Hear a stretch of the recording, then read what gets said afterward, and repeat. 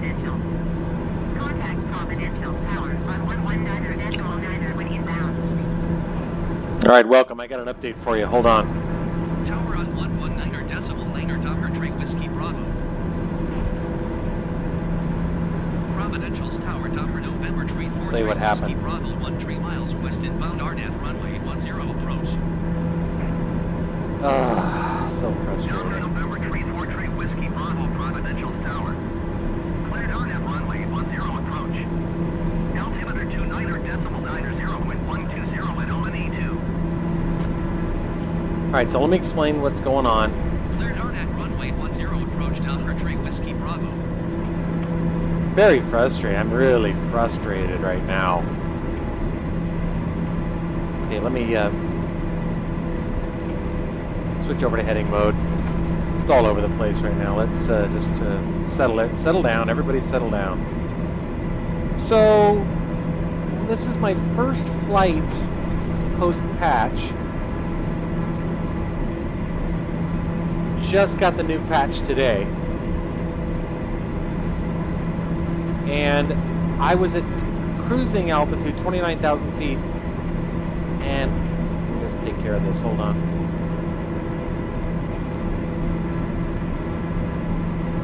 Sorry, I'm dealing with a lot right here. I'm trying to keep things under control.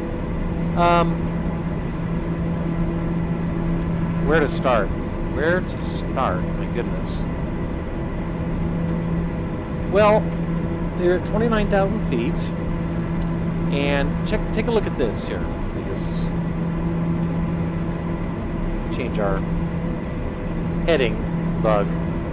So you tell me. This was driving me crazy. Look, if you look at our history of our communications, I got this message from Miami Center. Dinger 3 Whiskey Bravo, you're 116 miles southwest. Keep speed below 210 knots. Expect RNAV runway 10 approach via Dapper transition clear to Dapper. Well, the problem is I was never told to descend. Never. So I decided to use this as a test case and just because this has happened before. I've commented on this repeatedly where ATC stops talking to me. Well, ATC stopped talking to me. I mean, they cleared me to Dapper, which was like just one of the waypoints on my final approach. See here, Dapper. But they never gave me descent instructions. So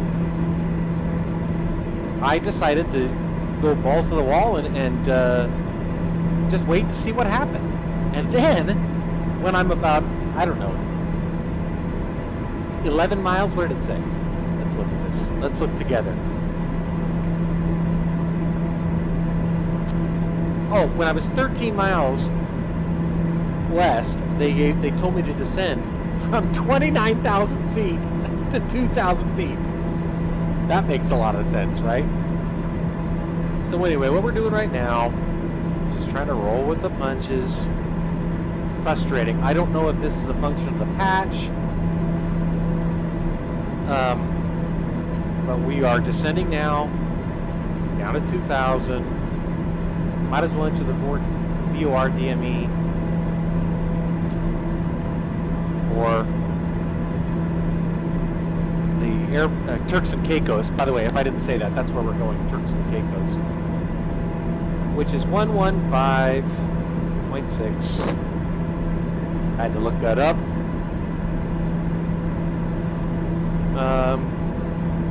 Switch this over. Oh, this is actually already activated. Give me settings, bearing nav 1. Yes, okay. So, you know, I don't know. You can see here what I've done is when I realized that it was literally against the laws of physics to be able to descend this fast. Well, other than just plunging towards the sea, nose first. There was no way that I was going to be able to descend from 29,000 feet just outside Dapper to 2,000 feet. So I overflew it, hung a left. Right now I'm essentially doing an extended downwind, and then I'm going to make a U-turn and head in this way. Which, you know, I mean, look, it's not ideal, but what's the bottom line, right? What's the bottom line? Fly the airplane, get the airplane on the ground safely. I don't know if this is patch related. I don't know. But it requires patience. We're descending at 2,000 feet per minute right now. According to the VOR DME, we're 28 miles from the airport, which is plenty of time. So let's turn what effectively is base, a base leg. Oh look, there's another airplane. This is also the first time that I've decided to do, to have real traffic as part of the sim. So I have other airplanes, not just players, which I've done before, but also actual real-time aircraft. Real-time aircraft that are actually in the air as we speak. Okay, so we're making our left turn. We're basically base right now, base leg, south. And then we're going to turn, keep our turn going. We know that our runway heading is, I think it's 10. Yeah, 2810. 28 is the other direction. 10 is the direction we're going to land in. Keeping our descent going. We're going to activate our inertial separator earlier than we need to, but I wish that this thing had speed brakes. This is interesting. There is another aircraft right there, probably heading to the same place we are, so this could be an adventure. I really wish this thing had speed brakes. We're going to be, well, we're 23 miles from our next waypoint, which is Benos. You see this? Benos. And 28 miles from the airport. So I think we're okay. I mean, we're descending at 2,000 feet per minute. That's fast. So if you do the math, it's going to take us 5 minutes to get to 5 minutes and what does it say? 5 minutes and that's interesting. It's not changing. Might be stuck on day 4. I don't know. This is an adventure. Anyway, roughly 5 minutes. I feel confident based on our descent and based on our distance from the airport that we can shallow out our descent rate. There is another airplane. I wonder if we can see it.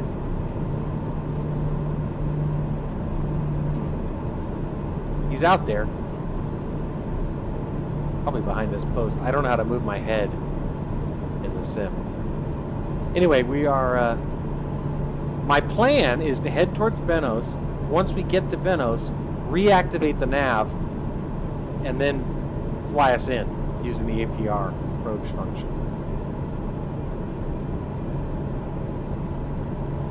Turks and Caicos out there. There it is. This is very different. Flight out from Jamaica was great. Although I finally got to deal with thunderstorms and lightning, which was great. It was awesome. Increase our descent rate again. I'm probably okay, but you don't want to be in a situation where you need to be lower than you are, especially by a lot. See this CDI, course deviation indicator. This magenta line will move this direction, is moving this direction. At least in theory it should be. Where's this guy? Where is this guy? I should see his anti-collision lights. He's out there somewhere.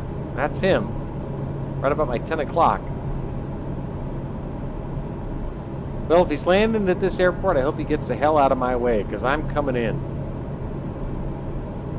We're below 10,000 now.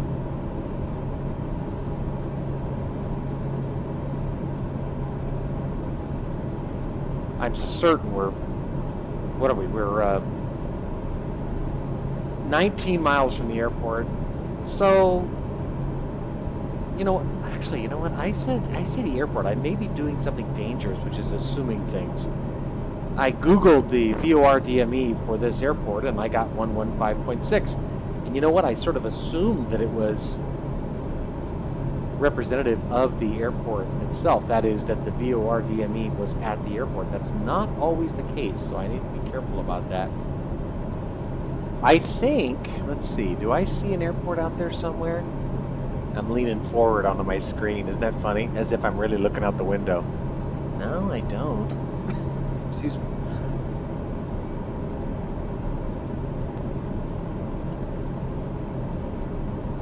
All right.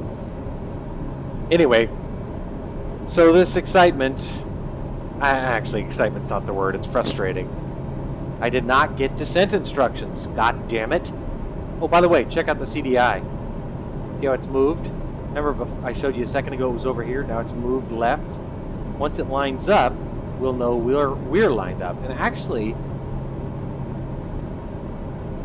the simulation, visual simulation on the PFD here is actually showing the runway. I can actually see it. So I wonder what happens if, see, right now if I switch to nav, it's still on this active leg. So I think I'm going to wait until this turns magenta, if it turns magenta. If that happens, I will switch to nav. But otherwise, I'm afraid it's going to swing me to the right to try to go back to Dademer. Showing 13 miles.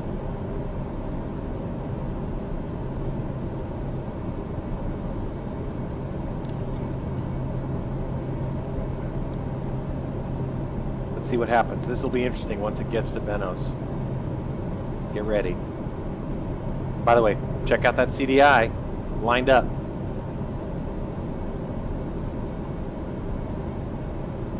I see the airport, I believe.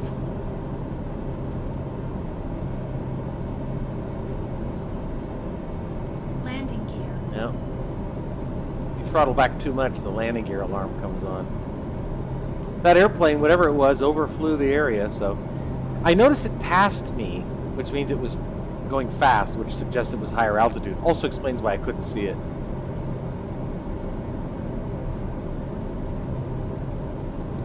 $4,000, just passing below 4,000. And you notice this, oh, I just saw it, this changed. Okay, switch back to nav. Now switch to approach. Okay. We are too high, according to this blue magenta, or this magenta diamond. But we're on the RNAV approach, so this is positive.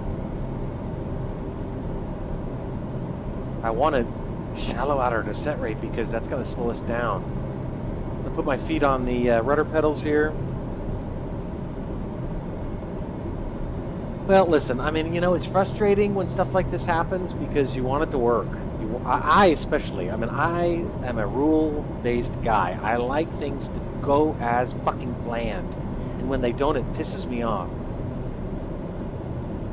I'm waiting for this GP to turn green. It's still white, so in order to avoid inadvertently shallowing out at 2,000 because it thinks that's all we can descend to, let's keep our descent going. I don't want the plane to think that it's low enough and then just stop descending, because in point of fact, we need to keep descending.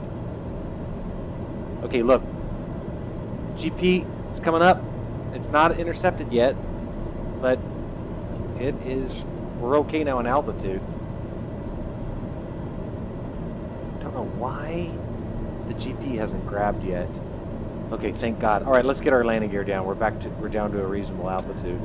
I mean, a reasonable airspeed. Cleared to land runway 10. Wind 120 at ONE2. 120 at 2. Okay, good. So it's coming, wow, at 2. 20 knots. Wow, we're heading into a major headwind. 20 knot headwind. But it's basically coming from the direction we're landing in, so it's not, it shouldn't anyway. Whoa, holy mackerel, did you see that? By the way, guess what just happened? this turned green. So we grabbed the glide path. Boy, that was quite a noticeable flaps. Oh, let me get those that landing gear on, or landing lights rather. Okay, we're finally doing okay. Boy, this looks pretty. Boy, they said they changed the water effects on the patch. Look at that. Look, you can actually see the waves. Wow. That is so awesome. 3-mile final. Okay, anyway, I'm happy now because everything's good. Last notch of flaps. I would have preferred a nice smooth approach handled by ATC, but what are you gonna do? These, wow, look at the, oh God, this beach.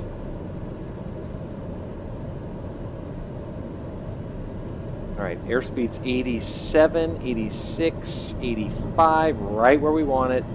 Do I see any poppies or vossies? Yes, I think I do. This will not show up on the TV. White, red, red. Oh my God, I just can't stop looking out the window. 500 AGL. Oh my God, they did good work on the water. They did good work on the water. I should be focusing on this, I'm sorry. So the winds are strong. I mean, 18 knots, and they're coming like this, okay? Not a huge crosswind at all, but just enough to make it feel like we're pointed right of center line. You know, like you would think that we'd be pointed down the center line of the runway, and you can see we're kind of pointed off to the right slightly. That's because of the crosswind. Wow, the water looks really good. I'm wondering if it's changed a little because it's so windy. This is my first really windy landing, now that I think about it. Landing gear down, always reconfirm, check, confirm, reconfirm. I'm going to take the airplane. Autopilot disengaged.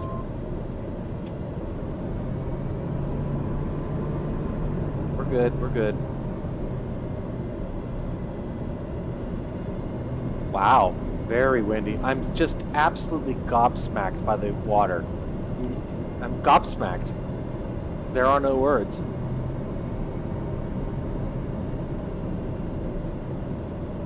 Ready, here we go.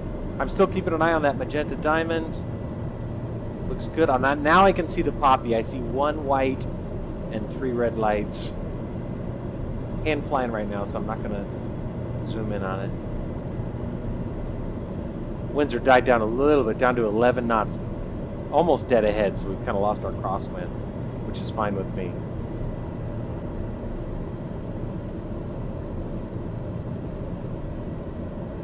Okay, here we go.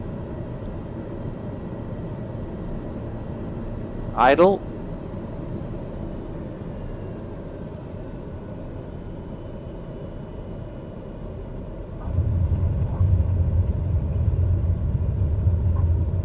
Using those rudder pedals there right on landing. We're going to slow down faster than we normally would because we're heading straight into the wind. And it's not, you know, 8 knots. I mean, that's not terrible, but it's enough to affect our approach and our landing, our rollout, as we would say.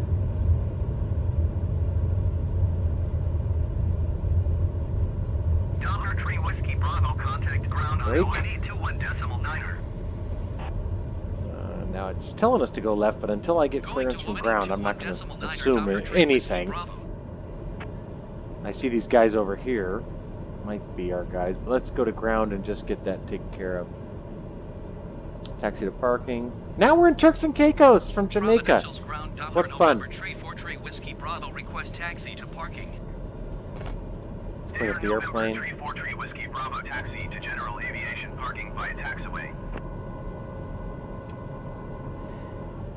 Yeah, see, yeah, as I suspected.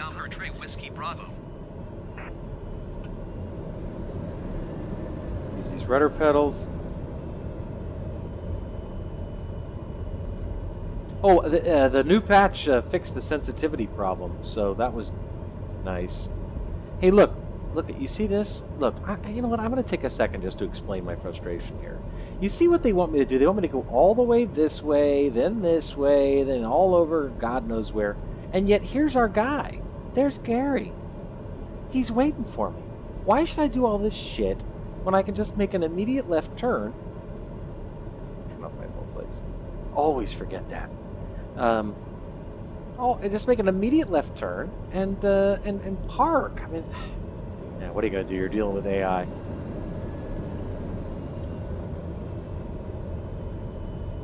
Yeah, see, this is just AI goofiness.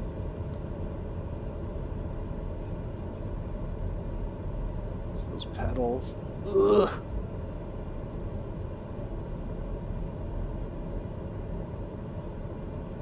Left, huh? Okay, there we go. Oh, hashtag sad face. Okay. Oh, that's a heartbreaker. He's like, no, you're not there yet, dude. Okay.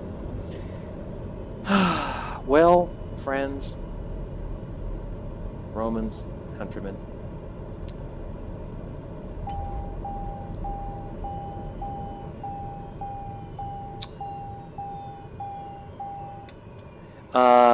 Well, there's a lot to look at on that one. So take a look at the replay on all of it. Figure out what the issues were. The approach and landing itself, actually, I think went pretty well. I mean, I was definitely thrown a knuckleball by the AI, but you know, we dealt with it. But it's you know, this is my first flight. Actually, let me restate that. If you've watched part one of this, you realize you already know this, that I accidentally got in the wrong plane because I forgot to put in the correct tail number, and I won't fly anything but November 343 Whiskey Bravo. Ooh, I hear some thunder. Anyway, so I but that flight, which was technically my first flight post patch, was just a circuit, so there was no real challenges when it comes to AI because I hand flew the whole thing. This flight, however, from Jamaica to Turks and Caicos was my first flight post patch using and relying on AI, and I got to be honest, it was a fucking catastrophe. Inasmuch as they failed to order me to descend, and you know what can I say? I mean, if they're not going to tell you to descend, that's a problem. I mean, I can't be 11 miles or 13 miles from the goddamn airport and be at 29,000 feet. I mean, that's a problem. So the real test will be whether this happens again. So we'll try. We'll check it out. Let's take a look outside. Well, see, this is funny. Look what I just realized. So according to these stripings, we should be parked facing out, right? You see this? In theory, we follow these blue arrows, and then we're facing out. And yet, I don't feel bad because what the fuck is he doing standing here if, in theory, right, he should be standing here? So, you know what? That's no big deal. I don't feel bad about that. Did I hear thunder, but I don't see any clouds? Maybe I didn't hear thunder. Maybe I heard equipment or wind. I don't know. It sure sounded like thunder to me, but I don't see anything there where thunder would come from. The weather's much better here than in